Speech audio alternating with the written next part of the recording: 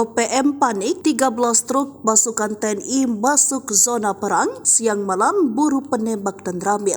Organisasi Papua Merdeka panik setelah mengetahui TNI Polri mobilisasi pasukan. Mata-mata OPM melaporkan sebanyak 13 truk yang mengangkut pasukan memasuki wilayah Paniai yang disebut-sebut OPM zona perang. Siang malam pasukan TNI dan Polri terus menyisir setiap sudut kota dan perbatasan untuk mencari keberadaan OPM. Namun hingga saat ini OPM yang sesumbar mengajak perang terbuka TNI Polri malah menghilang. Jubir Tentara Pembebasan Nasional Papua Barat (OPM) Sebi Sampo mengatakan, sejak Minggu 14 April 2024 mobilisasi pasukan berjumlah 13 truk militer TNI menuju Paniai dengan pengawalan ketat, kata Sebi. Pasukan gabungan militer TNI Polri itu dalam pengamatan TPNPB OPM disiagakan di dua wilayah adat Mepaga, yakni di Kabupaten Deyai dan di Kabupaten Paniai. Bahkan kendaraan rantis, barakuda dan helikopter dilibatkan dalam operasi perburuan OPM. Pasukan TNI patroli dan sweeping jalan kaki di sejumlah kota penting wilayah Mepaga, yaitu dari mulai Nabire, Dogiai, Deyai, dan Paniai. Dilansir dari Tribun Papua, Kepala Pusat Penerangan TNI Majen TNI R. Nugraha mengatakan, Paniai merupakan daerah pemburuan pelaku yang bertanggung jawab atas gugurnya dan terambil Aradit Letda Infanteri Octavianus Sogolrey beberapa waktu lalu.